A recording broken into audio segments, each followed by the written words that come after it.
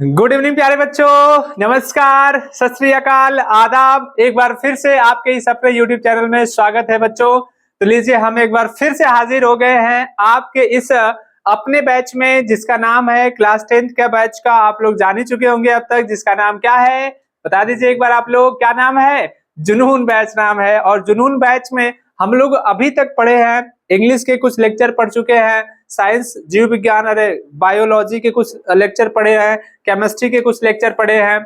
अब उसके बाद हम लोग इंग्लिश से संबंधित जो कि हम लोग नेल्सन मंडेला का लेसन पढ़ रहे हैं। और इसके पहले पार्ट में हम लोग बहुत सारी बातें पढ़े हैं, नेल्सन मंडेला के बारे में बहुत सारी चीजें हम लोग जाने, बहुत सारी बातें जाने हैं। तो अब उसी से रिलेटेड आगे कहानी में क्या होता है। और पहले पार्ट में हमने बताया था आप लोगों को कि ये लेसन इतना ज्यादा इंपॉर्टेंट है कि इस लेसन से हर एग्जाम में, आपके बोर्ड के एग्जाम में क्वेश्चन पूछे जाते हैं। तो उस नजरिए को देखते हुए अगर इस लेसन की बात किया जाए, इस लेसन के बारे में, तो ये लेसन आपके लिए बोर्ड की परीक्षा के लिए बहुत ही ज्यादा महत्वपूर्ण है। तो विशेष प्रकार से आप इसको ध्यान से समझने का और देखने का, सुनने का प्रयास करिएगा। और हमने अपना पूरा प्रयास किया है इसको लाइन बाय लाइन अच्छे तरीके से समझाने का। तो अभी तक फर्स्ट पार्ट में हमने क्या पढ़ाया है, तो जो लोग पहला पार्ट देख चुके होंगे तो उनको तो पूरी कहानी समझ में आ गई होगी। लेकिन जो लोग अब सेकेंड पार्ट देखने आए हैं उनके लिए मैं थोड़ा सा रिकैप कर दूं कि उस पहले पार्ट में हुआ क्या था। तो बच्चों, हमने पढ़ा था नेल्सन मंडेला के बारे में, जिनको हमने बताया था कि अफ्रीकन गांधी के नाम से भी जाना जाता है। ये अफ्रीका के रहने वाले थे और ये अफ्रीका पे एक ऐसे इंसान थे, ऐसे अश्वेत राष्ट्रपति बने थे। ये अश्वेत थे यानी कि ये बिल्कुल क्या थे, काले रंग के थे। और वहां पर क्या चलता था पहले, भेदभाव की नीति चलती थी। गोरे और कालों में भेद किया जाता था। गोरे लोग और काले लोग जितने भी लोग थे, तो गोरे लोग काले लोगों को थोड़ा अलग नजरिया से देखते थे। उनको वो अधिकार नहीं दिया जाता था जितना अधिकार गोरे लोगों को दिया जाता था। तो इस कहानी में हम लोगों ने समझा कि नेल्सन मंडेला क्या बने थे, उस साउथ अफ्रीका के पहले अश्वेत राष्ट्रपति बने थे। तो राष्ट्रपति बनने के लिए उन्होंने कितना स्ट्रगल किया था और कितने साथियों ने अपना बलिदान दिया था, तो उस पूरी बात को हम लोग समझे थे और जाने थे। अब आगे हम समझते हैं, देखिएगा क्या होता है। ये कहानी उस वहां से स्टार्ट होगी। कुछ लास्ट पैराग्राफ हम लोगों ने बस इतना ही पढ़ा था। क्या इतना पढ़े, इतना ही शायद पढ़े थे कि जो लास्ट में वो सब शपथ लेते हैं और उनके सामने दुनिया के, वर्ल्ड के अनेक देशों से, 400 देशों से भी ज्यादा लोग आए हुए थे। और उन सम्मानित लोगों के बीच में ये शपथ ले रहे थे कि अभी तक जितने भी अत्याचार हुए हैं अब ऐसा कभी नहीं होगा। अब कल से एक नया सूर्य उदय होगा, जिसमें जो केवल मानवता के नाम से, मानवता के आधार पर जाना जाएगा। इसमें किसी का कोई पर्सनल व्यक्तिगत अधिकार नहीं होगा। ये वहां पर उन लोगों से वो कह रहे थे। और वहां पर बहुत बड़े अधिकारी भी लोग आए हुए थे, उनको सैल्यूट कर रहे थे। और साउथ अफ्रीका के जो भी प्राइवेट, जो भी क्या थे, जेट थे, विमान थे, हेलीकॉप्टर थे, और जो भी लड़ाकू विमान थे, इनके सम्मान में वो भी क्या कर रहे थे, ऊपर उड़ रहे थे और रंग बिरंगे कलर का धुआं निकालते हुए उड़ रहे थे। तो यहां तक कहानी हम लोग पढ़ चुके थे। अब देखिएगा आगे कहानी में होता क्या है। नेल्सन मंडेला अपने उस संबोधन में जितने लोग बैठे हुए हैं उनसे वो क्या कहते हैं, आगे आइए समझते हैं। ठीक है, उम्मीद है कि आप लोगों को पहला लेक्चर अच्छे से समझ में आया होगा। अब नेल्सन मंडेला उस दिन को लेकर के, जिस दिन वो पहली बार जाकर के अश्वेत राष्ट्रपति बने थे उस साउथ अफ्रीका के, तो वो दिन उनके लिए कितना इंपॉर्टेंट था और वो दिन कैसे उनको मिला था, कितने लोगों ने उनका साथ दिया था, क्या क्या हुआ था उनके साथ में, उस चीज को अब आगे से यहाँ पर वो बताते हैं। और कहते हैं, क्या कहते हैं कि the day was symbolized for me by the playing of two national anthems. उस दिन के बारे में वो बात करते हुए बता रहे हैं। किस दिन के बारे में बात करते हुए बता रहे हैं? कि जिस दिन वो शपथ ले रहे थे और राष्ट्रपति बने थे, तो उस दिन के बारे में बता रहे हैं। कहते हैं कि द डे यानी कि वह दिन, कौन से दिन की बात कर रहे हैं? वो उस दिन की बात कर रहे हैं जिस दिन वो क्या बने थे, राष्ट्रपति बने थे। तो वह दिन उनके लिए कैसे आया था, उस दिन के बारे में बता रहे हैं। और कहते हैं कि द डे यानी कि वह दिन जो है, वाज सिंबलाइज्ड, एक सिंबलाइज्ड था मेरे लिए, फॉर मी कहते हैं मेरे लिए। सिंबलाइज का मतलब एक बहुत ही कह सकते हैं प्रतीक था। तो कहते हैं कि वह दिन मेरे लिए क्या था, एक प्रतीक था या फिर एक प्रतीक बन गया था। किससे? बाय द प्लेइंग, प्लेइंग होने की वजह से, गाने की वजह से या फिर बजाने की वजह से, क्या बजाने की वजह से, of our two national anthems, यानी कि हमारे दो राष्ट्रीय गानों को बजाने की वजह से वह दिन मेरे लिए क्या बन गया था, एक प्रतीक बन गया था। यानी कि उस दिन दो राष्ट्रीय गान बजाए जा रहे थे। ठीक है, अब वो दो राष्ट्रीय कौन था, राष्ट्रगान कौन था, वो दोनों, and the vision of whites, और व्हाइट्स लोगों का जो विजन था, व्हाइट लोग का मतलब जो गोरे लोग थे उनको कहा जा रहा है कि गोरे लोगों का जो विजन था, विजन का मतलब स्वप्न होता है। ठीक, तो गोरे लोगों का जो स्वप्न था वो क्या गा रहे थे, सिंगिंग मतलब गा रहे थे। गोरे लोग क्या गा रहे थे, नकोसी सिकलेल आई अफ्रीका, ये आप नाम याद रखेंगे कि गोरे लोगों का जो राष्ट्रगान था वो उसका नाम क्या था, ये था नकोसी सिकलेल आई अफ्रीका। ये गाना गा रहे थे, वे राष्ट्रगान गा रहे थे। एंड ब्लैक्स सिंगिंग, और जो काले लोग थे वो गा रहे थे, क्या गा रहे थे भाई, डाई स्टेम गा रहे थे। ये उनके राष्ट्रगान का नाम है, नेशनल एंथम का नाम है, डाई स्टेम गा रहे थे। और ये क्या था, the old anthem of the Republic, और यह रिपब्लिक का, उस गणतंत्र का कौन सा एंथम था, ओल्ड एंथम था, यानी कि पुराना गाना था। तो आप बात समझ में आ गई। तो उस दिन कहते हैं कि वह दिन मेरे लिए एक सिंबलाइज बन गया था, क्यों, क्योंकि उस दिन जो है क्या, दो राष्ट्रगीत या राष्ट्रगान गाए जा रहे थे। जो व्हाइट लोग थे, जो गोरे लोग थे, वो ये वाला राष्ट्रगान गा रहे थे, और जो ब्लैक वाले लोग थे, जो काले लोग थे, वो डाई स्टेम राष्ट्रगान कर रहे थे। इसलिए वह दिन मेरे लिए एक क्या बन गया था, प्रतीक बन गया था। आई बात समझ में। फिर कहते हैं आगे कि Aldous that day neither group, कहते हैं आल्दो, आल्दो का मतलब होता है यद्यपि या हालांकि। यद्यपि दैट डे मतलब उस दिन, नाइदर ग्रुप, इन दोनों ग्रुप की बात कर रहे हैं, यानी कि जो व्हाइट लोगों का ग्रुप था वो और जो ब्लैक लोगों का ग्रुप था वो, दोनों ग्रुप की बात कर रहे हैं कि ये दोनों ग्रुप जो है, नाइदर ग्रुप न्यू, कोई भी ग्रुप नहीं जानता था। कौन सा ग्रुप, ये जो काले और गोरे लोग थे वहां पर, उन दोनों लोगों का ग्रुप नहीं जानता था। क्या नहीं जानता था, the lyrics of the anthem, क्या नहीं जानते थे वो लोग, एंथम का, उस राष्ट्रगीत का, राष्ट्रगान का जो लिरिक्स होता है, जो उसका लय होता है, जो धुन होता है, उन दोनों ग्रुप को नहीं पता था। दे वंस डिस्पाइज्ड, जिससे वो एक बार क्या करते थे, डिस्पाइज्ड करते थे, नफरत करते थे। They would soon know the words by heart, और फिर वो मंडेला अपने आप से सोचते हुए कहते हैं कि वे लोग जो है जल्द ही नो, इस लय को, इस लिरिक्स को जान जाएंगे, द वर्ड्स बाय हार्ट, यानी कि हार्ट से, बिल्कुल मन से, सच्चे दिल से उस लय को वर्ड बाय वर्ड, यानी कि हर एक वर्ड की मीनिंग को या फिर उसका जो लिरिक्स है उसको अच्छे से समझ जाएंगे। फिर कहते हैं आगे क्या कि on the day of the inauguration I was overwhelmed, कहते हैं, मंडेला कहते हैं कि उस इनॉग्रेशन वाले दिन, इनॉग्रेशन का मतलब उद्घाटन वाले दिन, आई वाज ओवरवेल्म्ड, मैं बहुत ही ओवरवेल्म्ड हो गया था, मतलब मैं क्या हो गया था, भाव विभोर हो गया था। भाव विभोर ना समझ में आया तो कह सकते हो कि मैं भावुक हो गया था। विथ अ सेंस, एक सेंस से, किसके सेंस से, ऑफ हिस्ट्री, इतिहास के भाव से। क्या कहते हैं कि उस उद्घाटन वाले दिन मैं उस इतिहास के भाव से क्या हो गया था, बिल्कुल भाव विभोर हो गया था या भावुक हो गया था। कौन कह रहे हैं, नेल्सन मंडेला बोल रहे हैं। फिर आगे क्या हुआ, in the first decade of the 20th century, अब आगे वो बता रहे हैं कुछ इतिहास की बातें बताते, कहते हैं कि इन द फर्स्ट डिकेड, डिकेड माने क्या होता है बच्चों, दशक होता है, क्या होता है, दशक।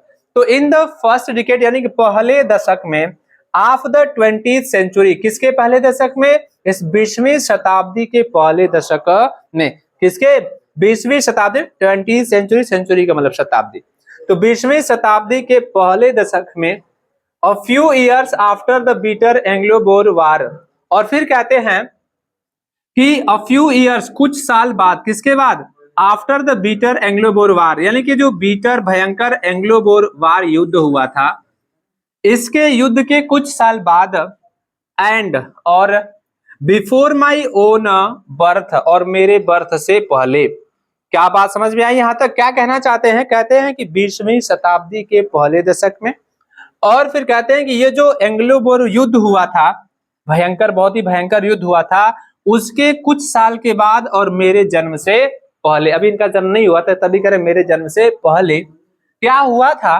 The white skin peoples of South Africa.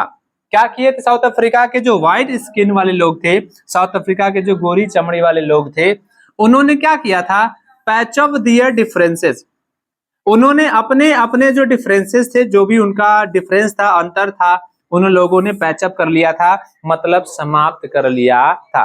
किसने, जो व्हाइट साउथ अफ्रीका के जो व्हाइट स्किन वाले लोग थे ना, उनके बीच में जो डिफरेंसेस था उसको खत्म कर लिए थे वो लोग। एंड और इरेक्टेड, और इरेक्ट किए थे मतलब निर्माण किए थे, चाहे बनाए थे। क्या बनाए थे, सिस्टम, एक सिस्टम बनाए थे। कौन, यही व्हाइट स्किन वाले लोग एक सिस्टम बना दिए थे ऑफ रेशियल डोमिनेशन। किसका, रेशियल डोमिनेशन का मतलब जातीय प्रभुत्व का, डोमिनेशन का मतलब क्या, प्रभुत्व, और रेशियल मतलब जातीय। तो अपने बीच में जो व्हाइट स्किन के बीच में, व्हाइट स्किन वाले जो लोग थे उनके बीच में जो भी डिफरेंसेस था उसको तो वो तो खत्म ही कर लिए थे, लेकिन एक जातीय प्रभुत्व का सिस्टम इरेक्ट कर दिए थे, निर्माण कर दिए थे अगेंस्ट, खिलाफ, किसके खिलाफ, डार्क स्किन पीपल्स के खिलाफ। वो भी कहां पर, अपने खुद के लैंड पर, अपने खुद के धरती पर, उनके खुद के जमीन पर डार्क स्किन, काले चमड़ी वाले लोगों के खिलाफ एक जातीय प्रभुत्व का सिस्टम इरेक्ट कर दिए थे। आई बात समझ में यहां तक। फिर क्या होता है, द स्ट्रक्चर दे क्रिएटेड, और फिर कहा जा रहा है कि द स्ट्रक्चर, यानी कि वह स्ट्रक्चर जो उन्होंने सिस्टम बनाया था, उस स्ट्रक्चर की बात हो रही है कि वह स्ट्रक्चर, वह रूप, वह संरचना, वह ढांचा, दे क्रिएटेड, जो उन्होंने क्रिएट किया था, जो उन्होंने क्या किया था, बनाया था, रचा था, form the basis of one of the harshest most inhuman, वह फॉर्म बना हुआ था किसके, the basis, Aadhaar, of one of the horses, यानी कि सबसे कठोर, हार्सेस मतलब क्या, सबसे कठोर, मोस्ट इनह्यूमन, और सबसे अमानवीय समाज के आधार पर बना हुआ था, the world has ever known, जिसे दुनिया शायद कभी क्या कही है, जानती होगी, सुनी होगी इसके बारे में। जो सिस्टम उन्होंने बनाया हुआ था ना, रेशियल डोमिनेशन का, जाति प्रभुत्व का, काले चमड़ी वाले लोगों के खिलाफ, तो वह किस पर बना हुआ था, विश्व के सबसे कठोर अमानवीय समाज के आधार पर बना हुआ था। समझ गए ना। फिर आगे क्या होता है, नाउ अब in the last decade of the 20th century, अब आगे क्या कहते हैं कि लास्ट डिकेड में, ये तो तब की बात होगी 20वीं शताब्दी के पहले दशक की बात कर रहे हैं, जबकि इनका जन्म नहीं हुआ था।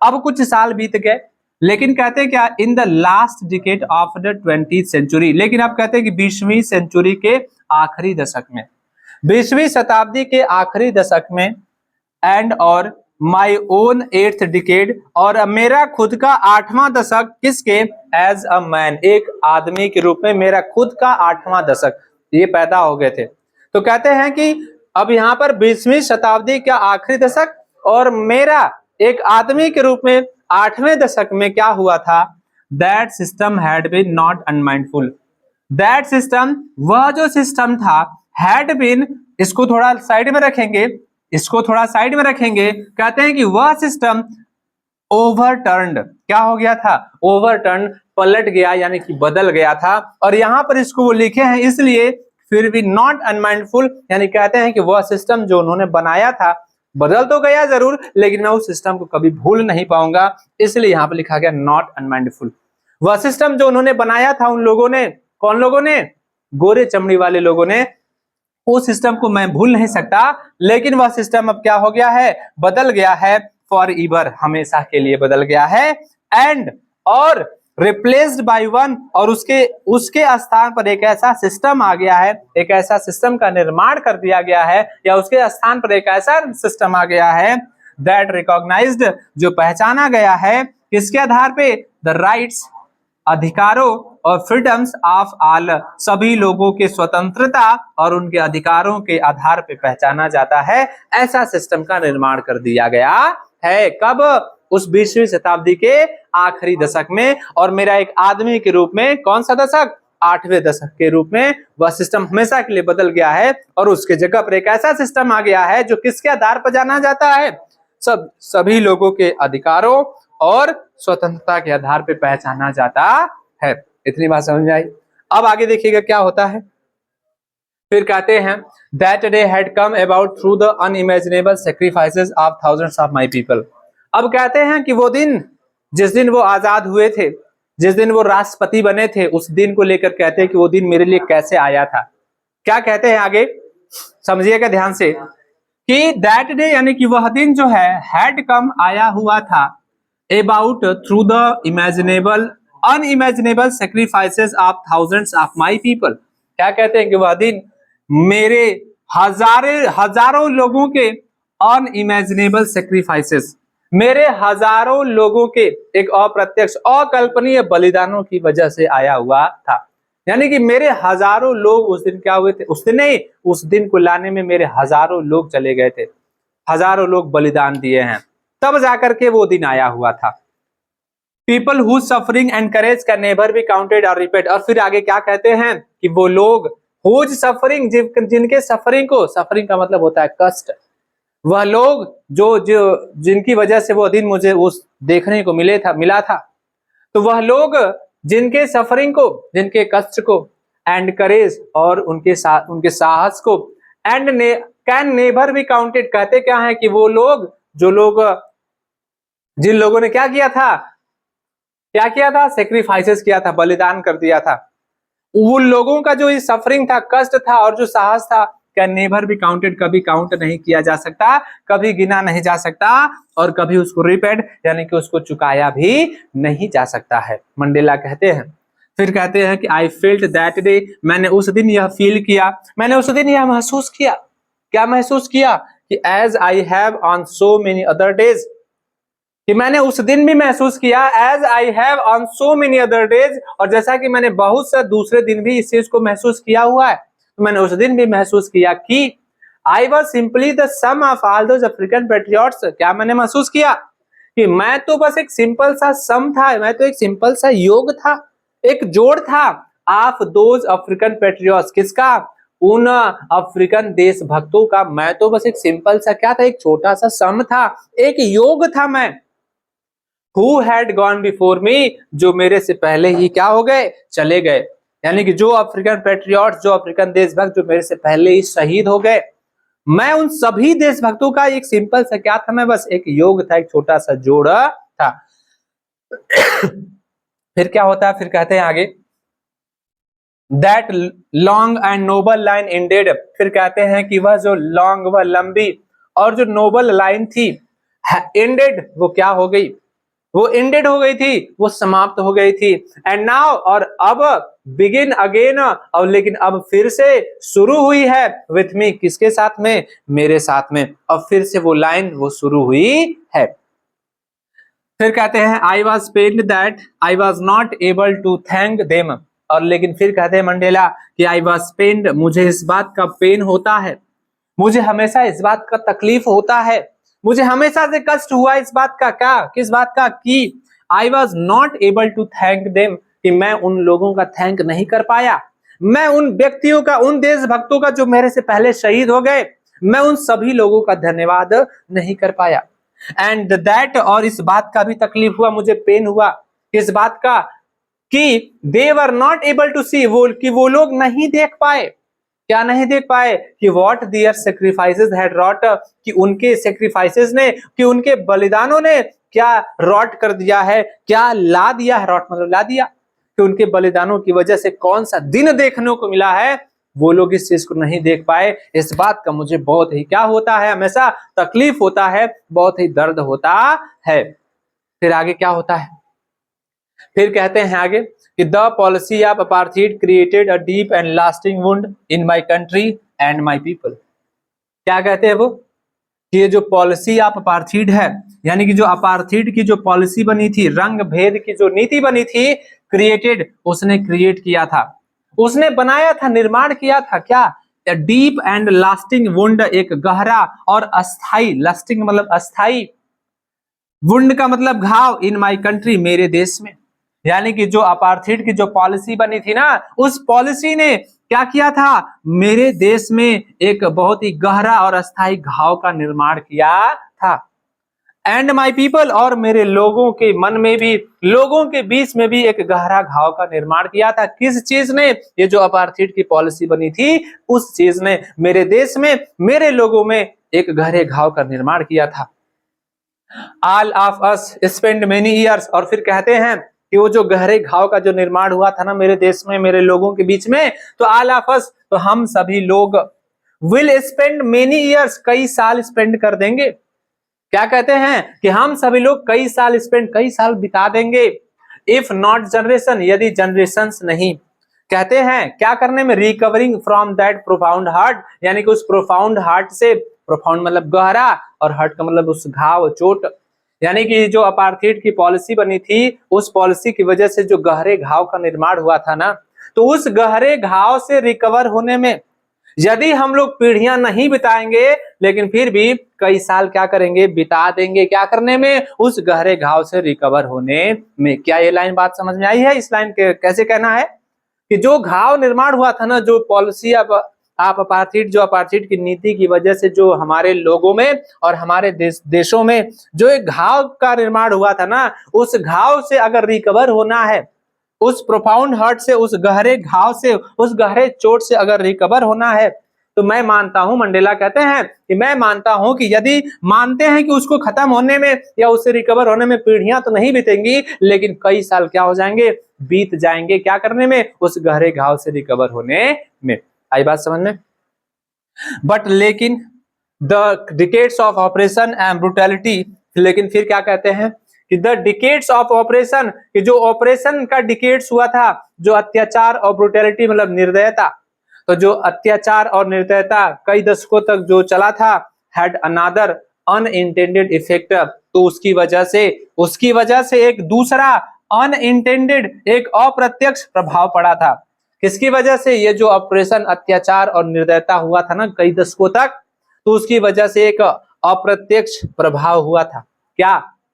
And that was that it produced, और उसी की वजह से ये हुआ था, क्या हुआ था कि इट प्रोड्यूस्ड द ओलिवर टैम्बोस, कि ये जो अत्याचार किया गया था, ये जो ब्रुटैलिटी की गई थी, इसी की वजह से, इस ब्रुटैलिटी ने, इस अत्याचार ने किसको प्रोड्यूस कर दिया, किसको पैदा कर दिया, किसको जन्म लिया दिया, किसको यहाँ पर ला दिया, ओलिवर टैम्बोस।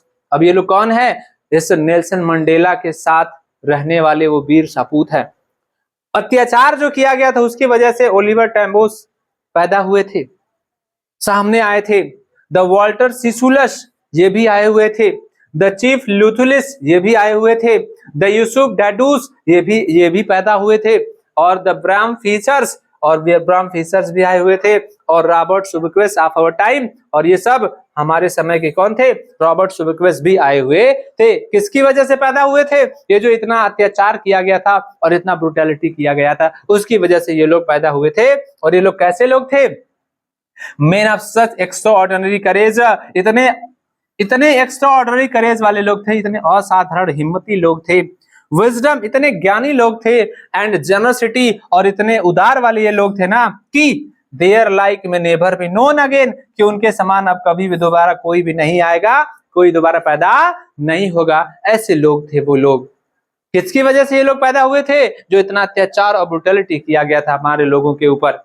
जैसे आप ही लोगों के बीच में अगर अत्याचार किया जाएगा, तो उस अत्याचार को मिटाने के लिए आप खड़े होंगे, आप सामना करने के लिए आगे आएंगे, तो वहां पर आपका एक अलग जन्म होता है, एक अलग अवतार में आप आते हैं अत्याचार को मिटाने के लिए। तो उसी पर जो अत्याचार किया जा रहा था, जिसकी वजह से ये लोग उसको खत्म करने के लिए आगे आए हुए थे, सामना करने के लिए कदम से कदम मिला करके चले थे। फिर कहते हैं आगे कि परहैप्स, शायद, it requires such depth of operation, कहते हैं मंडेला कि शायद इट रिक्वायर्स, इसको जरूरत है, सच डेप्थ ऑफ ऑपरेशन, इतने ऑपरेशन की डेप्थ मतलब गहराई, और ऑपरेशन मतलब अत्याचार। तो शायद अगर ऐसे लोगों को फिर से पैदा करना है, यहाँ पर देखो कह रहे हैं कि create such Heights of character, कहते हैं कि इतने height of character my country, यहाँ पर फुल स्टॉप होगा। क्या कहते हैं कि इतने उच्च कैरेक्टर वाले लोगों को अगर फिर से क्रिएट करना है, फिर से अगर निर्माण करना है, फिर से अगर पैदा करना है, ऐसे लोगों को फिर से अगर लाना है, तो किसकी जरूरत पड़ती है? इतने गहराई या इतने गहरे से गहरे अत्याचार की जरूरत पड़ती है। अगर अत्याचार किया जाएगा तो फिर से इतने हाई कैरेक्टर वाले लोग क्या होंगे? फिर से क्रिएट होंगे, फिर से सामने आएंगे। फिर कहते हैं आगे कि my country is rich in the minerals. Mandela क्या कहते हैं कि मेरा जो कंट्री है, कौन सी कंट्री है? South Africa. कि मेरा जो कंट्री है वो इज रिच, वो रिच है वो समृद्ध है, वो धनी है, संपन्न है किसमें? इन द मिनरल्स, मिनरल्स में जो भी खनिज पदार्थ होते हैं उसमें मेरा कंट्री क्या है? बिल्कुल रिच है, समृद्ध है। एंड जेम्स, और जो भी जेम्स होते हैं, जो भी हीरे मोती जवाहरात होते हैं, उसमें भी मेरा कंट्री बिल्कुल रिच है।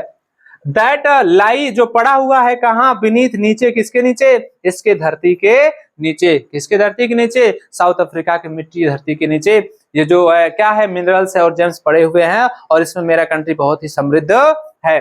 लेकिन फिर कहते हैं लेकिन आई हैव ऑलवेज नोन, लेकिन मंडेला कहते हैं कि मेरा कंट्री इन सब चीजों में तो धनी जरूर है, लेकिन आई हैव ऑलवेज नोन, लेकिन मैंने हमेशा से यही बात जाना है। कौन सी बात? कि it's greatest wealth is it's people, कि अगर हमारे देश के, जो हमारा देश है, उस देश का जो सबसे ग्रेटेस्ट वेल्थ है, जो सबसे महानतम संपत्ति है, वो कौन है? वो इस देश के लोग हैं, जो फाइनर हैं, जो सबसे अच्छे हैं, एंड ट्रूअर, और सबसे सच्चे हैं, देन द प्योरेस्ट डायमंड, किससे ज्यादा? प्योरेस्ट डायमंड से भी ज्यादा, यानी शुद्ध हीरे से भी ज्यादा हमारे देश के लोग ही क्या हैं? सबसे अच्छे हैं और सबसे सच्चे हैं। तो मंडेला के अनुसार अगर पूछा जाएगा कि बताइएगा कि मंडेला के अनुसार साउथ अफ्रीका के लिए सबसे समृद्ध चीज क्या है, सबसे समृद्ध क्या है, या फिर साउथ अफ्रीका किस चीज में सबसे ज्यादा अमीर है, तो मंडेला के अनुसार अगर पूछा जाएगा तो आप कहेंगे कि मंडेला जी के अनुसार कौन है सबसे ग्रेटेस्ट वेल्थ क्या है? उस साउथ अफ्रीका के लोग हैं जो शुद्ध डायमंड से भी ज्यादा अच्छे हैं और सच्चे हैं। यहां तक क्लियर हुआ? अब देखिएगा आगे क्या होता है। It is from these comrades in the struggle, अब आगे कहते हैं कि it is from these comrades, इन्हीं कॉमरेड्स की वजह से, कॉमरेड का मतलब क्या होता है? साथी, जो हमारे उस आंदोलन में साथ दिए थे, तो इन्हीं सब साथियों की वजह से, किसमें? स्ट्रगल के टाइम पर, संघर्ष के टाइम पर, तो संघर्ष में इन्हीं सब साथियों की वजह say that I learn the meaning of courage, मैंने करेज के मीनिंग को सीखा था। क्या कहते हैं कि इन्हीं सब साथियों की वजह से मैंने साहस का अर्थ क्या होता है उसको सीखा था। Time and again, time and again मतलब समय समय पर, I have seen main and women risk and give their lives for an idea, क्या कहते हैं कि समय समय पर आई हैव सीन, मैं देखा हूं, इसको पुरुषों को और महिलाओं को क्या करते हुए देखा हूं? रिस्क लेते हुए देखा हूं, एंड गिव देयर लाइव्स, और अपना जीवन एकदम गिव करते हुए, त्यागते हुए, देते हुए देखा हूं, फॉर एन आइडिया, किसके लिए? केवल एक आइडिया के लिए, केवल एक सिद्धांत के लिए, केवल एक विचार के लिए लोगों को, पुरुषों और महिलाओं को मैं रिस्क लेते हुए देखा हूं और अपने जीवन का बलिदान करते हुए भी देखा हूं। आई हैव सीन मेन, और मैंने क्या देखा? फिर कहते हैं कि आई हैव सीन, मैं देखा हूं मेन, पुरुषों को, स्टैंड अप, स्टैंड अप मतलब बिल्कुल सामना करते हुए, खड़ा होना मैंने देखा पुरुषों को, टू अटैक्स, अटैक्स के प्रति, और टॉर्चर के प्रति, यानी कि मैंने पुरुषों को क्या करते हुए देखा है? स्टैंड अप, सामना करते हुए, किसका? अटैक का, जो भी अटैक हुआ, जो भी टॉर्चर हुआ, वो भी विदाउट ब्रेकिंग, बिना ब्रेकिंग किए, बिना टूटे, बिना झुके, मैंने पुरुषों को सामना करते हुए देखा है। शोविंग स्ट्रेंथ एंड रिसाइलेंस, और मैंने क्या देखा है? उनको शोविंग स्ट्रेंथ दिखाते हुए देखा है, मैंने उन पुरुषों को अपना शक्ति दिखाते हुए देखा है। रिसाइलेंस, अपना दृढ़ता दिखाते हुए देखा है, रिसाइलेंस दृढ़ता दिखाते हुए देखा है। दैट डिफाइज, जो डिफाइज कर देता है द इमेजिनेशन को भी, यानी इतने लोगों को मैंने देखा है, इतना सारा चीज मैंने देखा है ना, कि जो मेरे इमेजिनेशन को भी, जो मेरी कल्पना को भी क्या करता है? डिफाइज कर देता है, बहुत ही छोटा साबित कर देता है या तुच्छ कर देता है। मैं इतनी कल्पना भी नहीं कर सकता, मैं सोच भी नहीं सकता कि इन लोगों ने इतना करेज पूर्वक कैसे काम किया, मेरी कल्पना को भी वो छोटा कर देता है।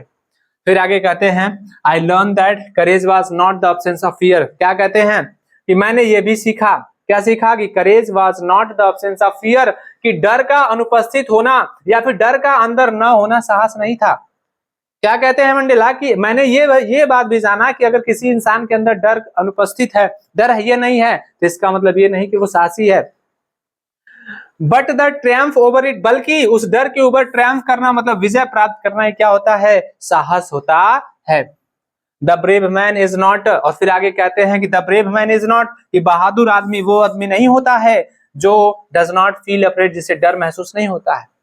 क्या कहते हैं मंडेला कि बहादुर वो इंसान नहीं होता है जिसको डर फील नहीं होता है, बल्कि बहादुर वो इंसान होता है हु कॉन्क्वेस्ट दैट फियर, जो उस फियर पर क्या करता है? विजय प्राप्त कर लेता है, कॉन्क्वेयर कर लेता है, जीत प्राप्त कर लेता है, वो इंसान क्या होता है? बहादुर होता है। ये सब मंडेला जी के अनुसार है।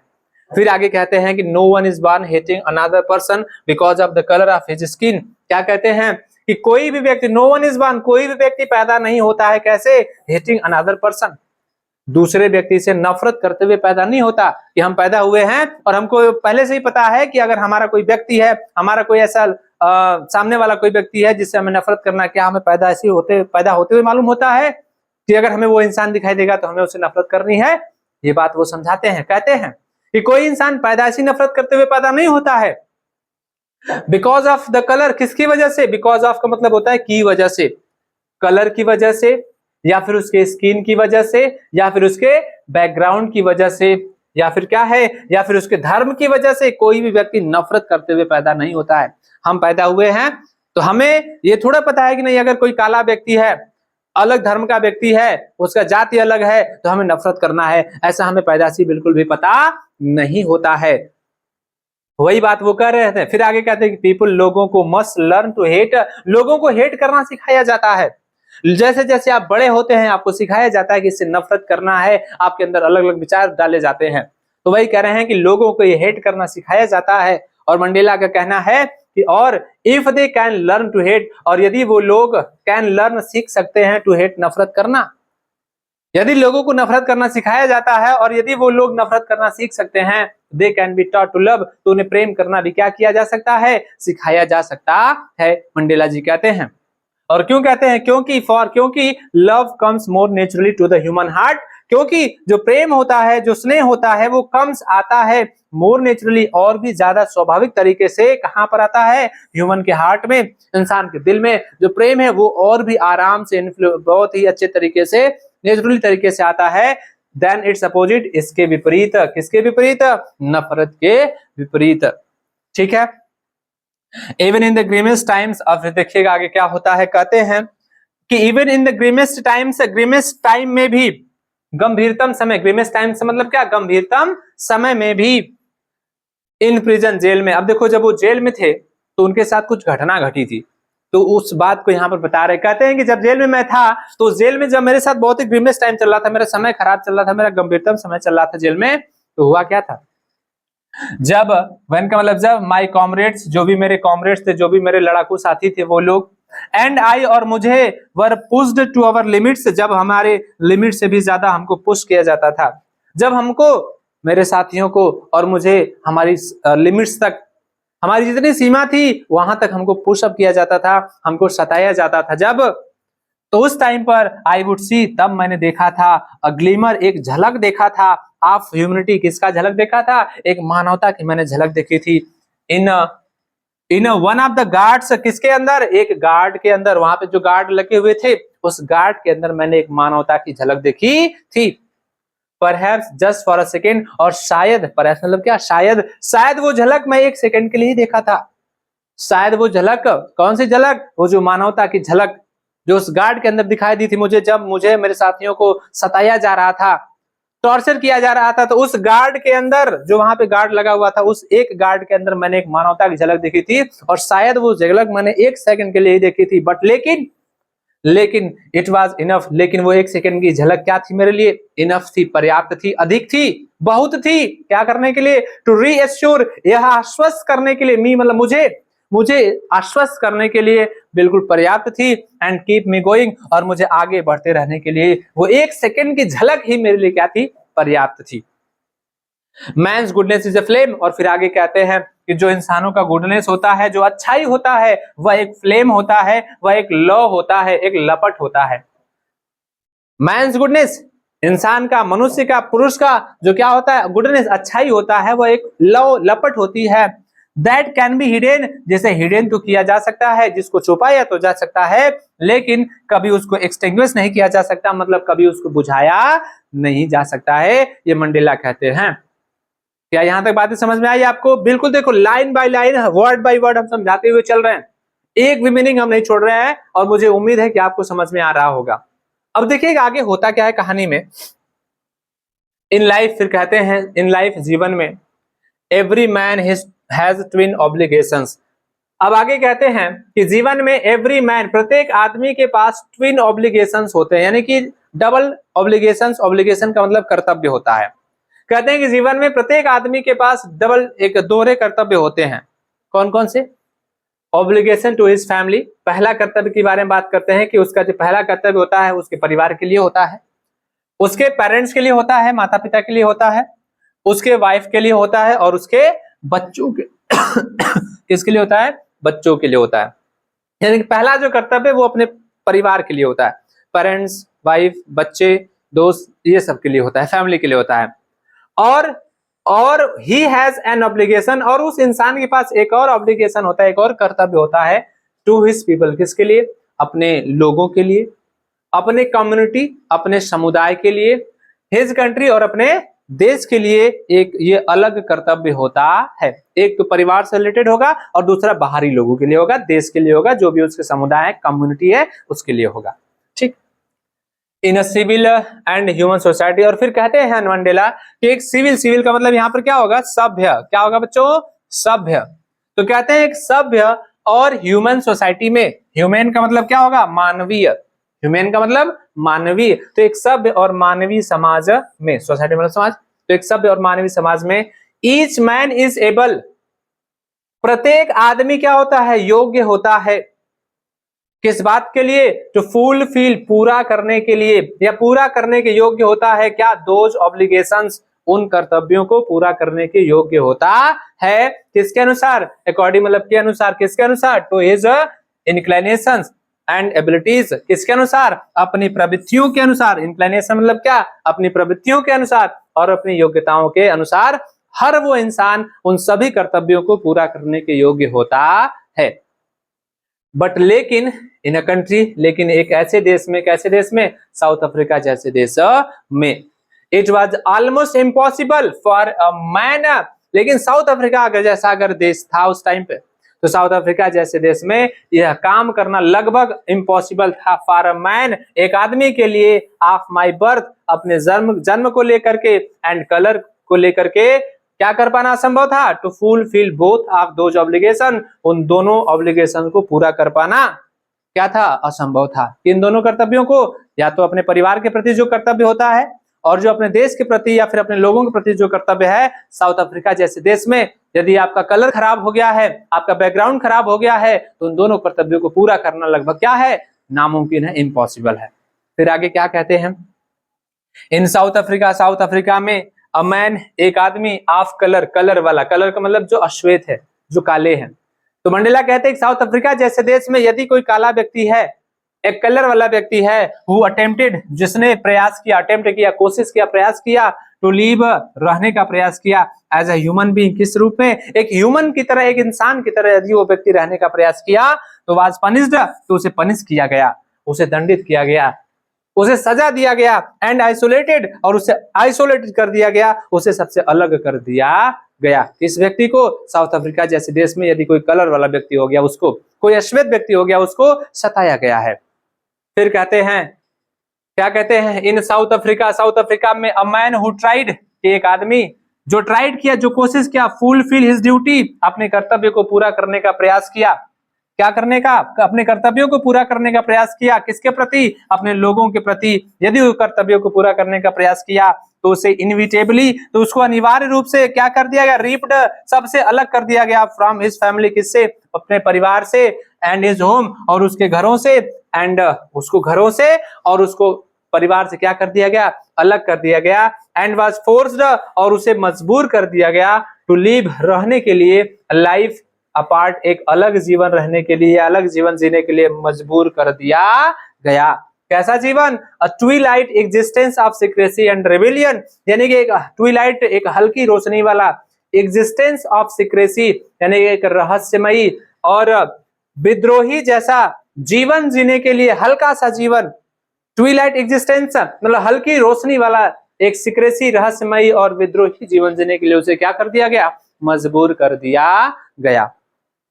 फिर कहते हैं, I did not in the beginning choose to place my people above my family. क्या कहते हैं आगे? कि इन द बिगिनिंग, शुरुआत में, इन द बिगिनिंग, शुरुआत में, आई डिड नॉट चूज, शुरुआत में मैंने नहीं चूज किया था, मैंने नहीं चुना था।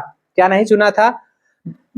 Choose to place my people above my family, नहीं, अपने परिवार से ऊपर, क्या कह रहे हैं कि शुरुआत में मैंने नहीं चूज किया था टू प्लेस स्थान माई पीपल, अपने लोगों का जो स्थान था वो अपने परिवार से ऊपर चूज नहीं किया था, ठीक।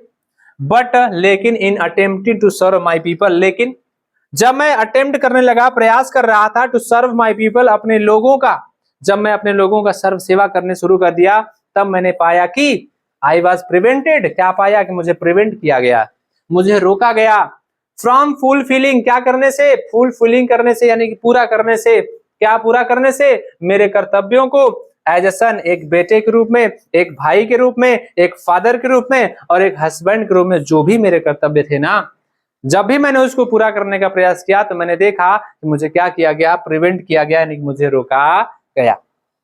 आई बात समझ में? अब आगे क्या हुआ, फिर आगे कहते हैं कि I was not born with a hunger to be free, आगे कहते हैं वो मंडेला कि I was not born with hunger to be free, कहते हैं कि मैं हंगर, भूख, कौन सी भूख, फ्री होने की भूख लेकर के पैदा नहीं हुआ था, यानी कि मैं पैदा होते ही ये थोड़ा पता था मुझे कि नहीं मुझे स्वतंत्रता चाहिए, मुझे आजादी चाहिए, ऐसे मैं भूखा थोड़ा पैदा हुआ था, मैं भूख, अरे मैं फ्री होने क्या, मैं स्वतंत्र होने की चाह लेकर के पैदा नहीं हुआ था। आई वॉज बॉर्न फ्री, कहते हैं कि मैं बिल्कुल फ्री पैदा हुआ था, स्वतंत्र पैदा हुआ था। फ्री इन एवरी वे, हर तरीके से मैं फ्री था, हर तरीके से मैं स्वतंत्र था, कि आई कुड नो, जो भी मैं जानता था, जो भी मैं जान सका था, हर तरीके से मैं स्वतंत्र था। Free to run in the fields near my mother's hut, मेरी माँ के जो हट था, हट का मतलब झोपड़ी, तो मेरी माँ के झोपड़ी के पास में जो फील्ड था उसमें मैं दौड़ने के लिए स्वतंत्र था, कोई रोक टोक नहीं था मुझे। Free to swim in the clear stream, और उस क्लियर स्ट्रीम में, उस साफ सुथरी धारा में, नदी में एकदम स्विम करने के लिए, तैरने के लिए भी मैं बिल्कुल फ्री पैदा हुआ था, स्वतंत्र था, मुझे कोई रोक टोक नहीं था। That ran through my village, जो मेरे गांव से होकर के रैन करती थी, यानी कि बहती थी, जो धारा, जो नदी, उसमें स्विम करने के लिए मैं स्वतंत्र था। Free to roast mealies under the stars, और तारों के नीचे बैठ करके भोजन पकाने के लिए, रोस्ट करने के लिए, उसको भूनने पकाने के लिए भी स्वतंत्र, तारों के नीचे आसमान में, खुले आसमान में बैठ करके जहां मन तहां मैं भोजन कर सकता था, कोई रोक टोक नहीं था। And ride the broad backs of the slow moving bulls, और धीरे चलने वाले बुल्स के ब्रॉड बैक पर, यानी कि चौड़े पीठ पर बैठ करके राइड करना भी मेरे लिए कोई बड़ी बात नहीं थी, मैं उसके लिए भी स्वतंत्र था, कोई रोक टोक नहीं था। और फिर आगे क्या कहते हैं, as long as I obeyed my father, और जब तक, एज लॉन्ग एज, जितने समय तक, जितने लंबे समय तक, आई ओबेड माई फादर, जब तक मैंने अपने पिता की आज्ञा का पालन किया, ओबे का मतलब जानते होंगे आज्ञा का पालन किया, तो जब तक मैंने अपने पिता की आज्ञा का पालन किया, and abided the customs of my tribe, और मेरे ट्राइब का, ट्राइब मतलब जो कबीला होता है, जो क्षेत्र होता है, तो जब मैं तक मैंने अपने कबीले के कस्टम्स को, उसके रीति रिवाजों का भी एबिडेट किया, पालन किया, तो आई वॉज नॉट ट्रबल, तो मुझे कोई ट्रबल नहीं हुआ था, कोई कष्ट नहीं हुआ, by the laws of man, इंसान या फिर गॉड के जितने भी लॉज होते हैं, जितने भी नियम कानून होते हैं, उसकी वजह से मुझे कोई भी दिक्कत नहीं आई। तो दिक्कत कहां से शुरू हुआ, फिर आगे कहते हैं, it was only when I began to learn that, और ये तब जाकर के, इट वॉज ओनली वेन, दिक्कत मुझे तब कब आई, it was only when I began to learn that my boyhood freedom was an illusion, और यह केवल तब तक था जब मैं जाना, आई बिगेन टू लर्न, जब मैं जान गया कि माई बॉयहुड फ्रीडम, कि मेरे बचपन की जो आजादी थी वह तो बस एक इल्यूजन था, ये तो एक बस छल था, दिखावा था, एक भ्रम था मेरे बचपन की आजादी। When I discovered as a young man, और जब मैं अपने आप को अपने आप को एक यंग मैन के रूप में पाया, और जब मैं धीरे धीरे बड़ा हो गया, अपने आप को एक यंग मैन के रूप में जब मैं पाया, तब मैं जाना कि my freedom had already been taken from me, क्या मैं जाना कि मेरी जो फ्रीडम थी ना, मेरी जो आजादी थी, वो पहले से ही मेरे से टेकन कर ली गई थी, यानी कि पहले से ही मेरे से छीन ली गई थी, या मेरे से ले ली गई थी। That I began to forget और हंगर फॉर इट, जिसके लिए मैं क्या था, इतना भूखा था, जिस आजादी के लिए मैं इतना भूखा था, वो आजादी तो मेरे से पहले से ही क्या कर ली गई थी, छीन ली गई थी। और ये बात मुझे कब पता चली, जब मैं अपने आप को एक यंग मैन के रूप में पाया, ठीक। फिर कहते हैं आगे, पहले तो एज ए स्टूडेंट, पहले तो कहते हैं कि एक विद्यार्थी के रूप में, आई वांटेड फ्रीडम, मैं आजादी चाहता था, ओनली फॉर माई सेल्फ, केवल अपने लिए। तो जब मैं स्टूडेंट था तो केवल मैं अपने लिए आजादी चाहता था। द ट्रांजिटरी फ्रीडम्स, और वो ट्रांजिटरी फ्रीडम चाहता था, ज्यादा लंबा टाइम का नहीं, ट्रांजिटरी मतलब अल्पकालिक, अल्प समय की आजादी चाहता था। कौन सी आजादी? Of being able to stay out at night, रात में बाहर रहने की आजादी। मतलब मैं सोचता था कि रात में बाहर रहूं, कहीं पर भी रहूं, घर वाले कोई रोक टोक ना करे, मुझे कोई डिस्टर्ब ना करे, ऐसी आजादी चाहता था उस थोड़े समय की। और फिर कैसी आजादी? रीड, पढ़ने की आजादी। व्हाट आई प्लीज्ड, जो भी मुझे अच्छा लगे, जो भी पढ़ करके मैं खुश हूं, उसको पढ़ने की आजादी चाहता था। एंड गो वेयर, और वहां पर जाने की आजादी चाहता था। वेयर आई चूज, जहां भी मैं चूज करूं, जहां भी मेरा मन करे, दिल्ली, मुंबई, कोलकाता, जहां भी, वहां पर जाने की आजादी चाहता था। कब? जब मैं एक स्टूडेंट था तब। लेटर, फिर बाद में कहते हैं हम, as a young man in Johannesburg, और फिर बाद में जोहानिसबर्ग में जब मैं एक यंग मैन हो गया, थोड़ा बड़ा हो गया, तो आई यर्न, तो मैं यर्न करता था, मुझे बहुत याद आती थी, मैं तड़पता था। यर्न, मुझे तकलीफ होती थी, मैं तड़पता था, दुख होता था। For the basic and honourable freedoms, कैसी आजादी के लिए? एक बेसिक, मौलिक, मूलभूत और एक सम्मानजनक फ्रीडम के लिए मैं तड़पता था। कौन सी आजादी? सम्मानजनक आजादी। ऑफ अचीविंग माई पोटेंशियल, अपने पोटेंशियल को अचीव करने की, अपनी क्षमता को प्राप्त करने की जो मेरी पोटेंशियल आजादी थी, उसको पाने के लिए मैं, जो मेरे मौलिक आजादी थी, उसके लिए मैं तड़पता था। और किसके लिए? ऑफ अर्निंग माई कीप, अपने अर्निंग को, अपने कमाई को, कुछ पैसा कमाना, कमा करके रखने की आजादी मुझे चाहिए थी, उसके लिए मैं तड़पता था। Of marrying and having a family, और शादी करके एक परिवार निर्माण करने के बारे में सोचता था, उसके लिए भी मैं यर्न करता था, मुझे तकलीफ होता था, दुख होता था। The freedom not to be obstructed in a lawful life, ऐसी आजादी मुझे चाहिए थी, नॉट टू बी ऑब्स्ट्रक्टेड, जो कोई भी ऑब्स्ट्रक्टेड न बने, बाधा न बने, इन अ लॉफुल लाइफ, एक लॉफुल लाइफ में, एक नियमानुसार जीवन में, ऐसी आजादी के लिए मैं तड़पता था। जैसे लॉफुल लाइफ, एक कोई जैसा जीवन चलता रहे, उसमें कोई भी रुकावट न आए, कोई भी ऑब्स्ट्रक्टेड न आए, कोई भी बाधा न आए, ऐसी आजादी के लिए मैं तड़पता था। यार मुझे तकलीफ होती थी। आई बात समझ में? फिर आगे क्या होता है देखिएगा। बट लेकिन देन आई स्लोली सा that not only I was not free, लेकिन फिर कहते हैं तब आई स्लोली सा, तब मैंने धीरे धीरे यह देखा कि not only I was not free, कि केवल मैं ही ऐसा व्यक्ति नहीं था जो गुलाम था। आई वॉज नॉट फ्री, केवल मैं ही नहीं था जो मैं फ्री नहीं था, गुलाम था, केवल मैं ही ऐसा व्यक्ति नहीं था। But my brothers and sisters were not free, बल्कि मेरे जो ब्रदर्स थे, जो मेरे सिस्टर्स थे, वो भी फ्री नहीं थे, वो भी आजाद नहीं थे, वो भी गुलाम थे। आई सा, मैंने देखा कि it was not just my freedoms that was curtailed, मैंने देखा कि it was not just my freedom, कि ये केवल मेरी आजादी नहीं थी, दैट वॉज कर्टेल्ड, जो कर्टेल कर दी गई थी, जो बाधित कर दी गई थी, जो रोक दी गई थी। But the freedoms of everyone, बल्कि उन सभी लोगों की आजादी, who looked like I did, जो मेरी तरह दिखाई देते थे, उन सब की आजादी को कर्टेल कर दिया गया था, बाधित कर दिया गया था। मेरी तरह जैसे जितने भी लोग थे, काले लोग, उन सब की आजादी पर रोक लगा दिया गया था। किसके द्वारा? गोरी चमड़ी लोगों के द्वारा। That is when I joined, और फिर कहते हैं इन्हीं कुछ चीजों को देख करके तभी जाकर के मैंने क्या किया था? अफ्रीकन नेशनल कांग्रेस पार्टी को ज्वाइन किया था। एंड दैट इज व्हेन, और तभी the hunger for my own freedom, और तभी मेरी खुद की जो आजादी की जो भूख थी, बिकेम, वो हो गई the greater hunger for the freedom of my people. तभी मेरे खुद की जो आजादी की जो भूख थी ना, वो एक बहुत बड़ी भूख बन गई। किसके लिए? For the freedom of my people, यानी कि मेरे लोगों की आजादी के लिए। जितने भी मेरे जैसे लोग थे, उन सब की आजादी अब मैं चाहने लगा था, केवल अपनी आजादी नहीं चाहता था मैं। एक बहुत बड़ी भूख बन गई मेरी, मेरे जैसे लोगों को दिखाई, मेरे जैसे जितने भी लोग थे, उन सभी को स्वतंत्र करने की आजादी चाहता था मैं अब। फिर क्या हुआ? It was this desire for the freedom of my people, it was this desire, और यही इच्छा थी। कौन सी इच्छा? For the freedom of my people, मेरे लोगों के स्वतंत्र कराने की यही इच्छा। टू लीव दियर लाइफ्स, कौन सी इच्छा? कि to live their lifes with dignity, कि वो अपना जीवन कैसे जी सके? डिग्निटी के साथ, एक गौरव के साथ जी सके। एंड सेल्फ रिस्पेक्ट, और आत्मसम्मान के साथ जी सके। मेरे जैसे लोग जितने भी हैं, कौन करे? मंडेला कह रहे हैं, जितने भी अश्वेत लोग हैं, काले लोग हैं, वो सभी लोग जो डिग्निटी के साथ जी सके, सेल्फ रिस्पेक्ट के साथ जी सके। इसी इच्छा ने एनिमेटेड माई लाइफ, मेरे लाइफ को, मेरे जीवन को एनिमेटेड कर दिया, एक गति प्रदान कर दिया, एक अलग दिशा में लेकर चला गया। ठीक। That transform a frightened young man into a bold one, और फिर कहते हैं कि इसी इच्छा की वजह से एक फ्राइटेंड यंग मैन को, एक बहुत ही डरपोक आदमी को किसमें बदल दिया, एक बोल्ड मतलब एक साहसी व्यक्ति के रूप में बदल दिया। पहले मैं डरता था लेकिन अब साहसी बन गया था।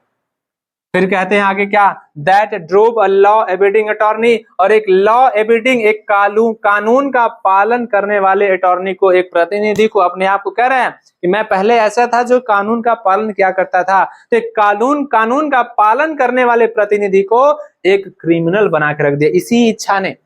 कौन सी इच्छा ने, इसी इच्छा ने कि मेरे लोगों, जो मेरी भूख थी आजाद होने की, फिर बाद में धीरे धीरे सभी लोगों की इच्छा बन गई, मेरे जैसे जितने भी लोग दिखाई देते हैं सबको आजाद करा के रहूंगा। इसी इच्छा की वजह से एक कानून का पालन करने वाले व्यक्ति को, प्रतिनिधि को क्रिमिनल बना दिया, क्रिमिनल अपराधी बना दिया। That turn a family loving husband into a man, और इसी इच्छा ने एक फैमिली लविंग हस्बैंड को, एक परिवार को, प्रेम चाहने वाले पति को एक ऐसे व्यक्ति के रूप में बदल दिया। कैसे व्यक्ति के रूप में, विदाउट अ होम, बिना घर यानी कि बेघर कर दिया इसी इच्छा ने।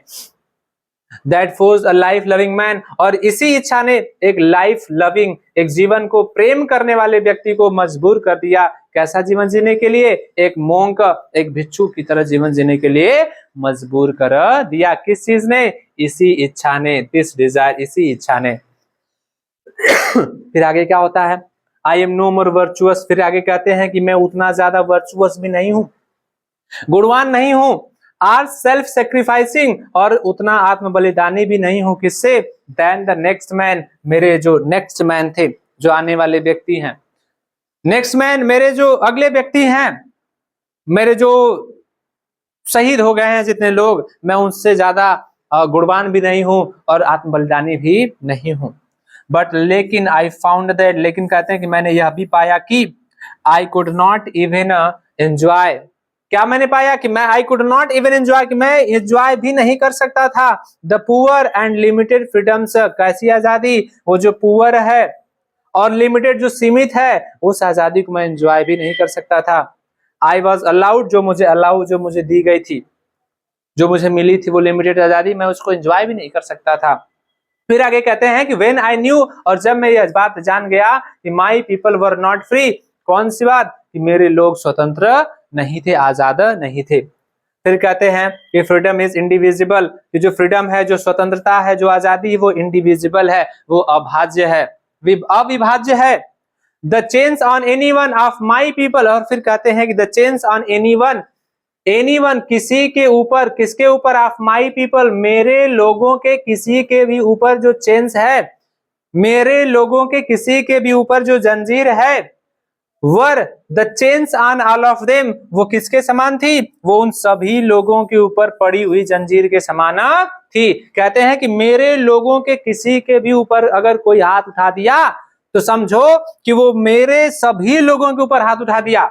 अगर मेरे जैसे लोग हैं और मेरे जैसे लोगों में किसी एक व्यक्ति पर अगर कोई हाथ उठा दिया है तो समझ लो कि वो मेरे जैसे सभी लोगों पर हाथ उठा दिया है।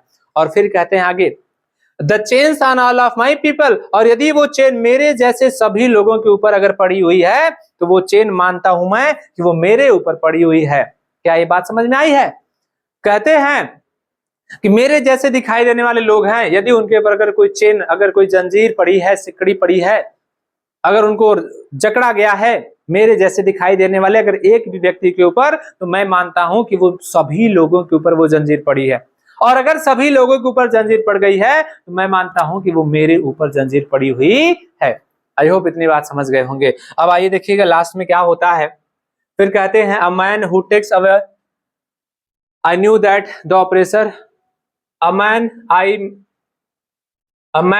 यहां पर ए होगा शायद, a man who takes away another man's freedom that operation must be listened, यहां पर शायद कुछ छूटा होगा। A man who takes away another man's freedom, यहाँ पर वो लाइन छूटी है शायद कि एक आदमी जो दूसरे व्यक्ति की आजादी को छीनता है वो सच में आजाद नहीं होता है। ये लाइन छूटी हुई है, आप लोग बुक से देख लेंगे ध्यान से, और नहीं आएगा तो हमसे पूछ लीजिएगा यहाँ पे, ठीक है ना। A man who takes away another man's freedom ऐसे करके होगा, एक लाइन होगा, सेंटेंस यहाँ पे छूट गया है, समझ गए ना। तो एक यहाँ पर उसका अर्थ ये होगा कि एक आदमी जो दूसरे व्यक्ति की आजादी को छीन लेता है, टेक्स अवे कर लेता है, वो सच में आजाद नहीं होता है, वो क्या होता है, गुलाम होता है। समझ गए?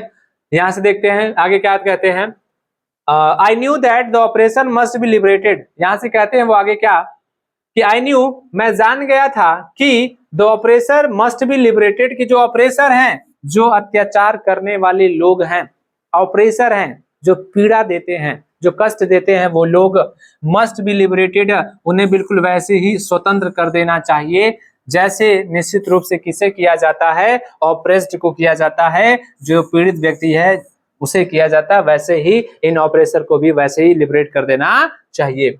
फिर कहते हैं कि अ मैन, एक व्यक्ति who takes away another man's freedom, एक व्यक्ति जो क्या करता है, टेक्स अवे, छीन लेता है दूसरे व्यक्ति की फ्रीडम को। एक व्यक्ति जो दूसरे व्यक्ति की आजादी को छीन लेता है तो इज अ प्रिजनर, तो वह एक कैदी होता है। ऑफ हेट्रेड, किसका, हेट्रेड का, नफरत का, गुलाम होता है।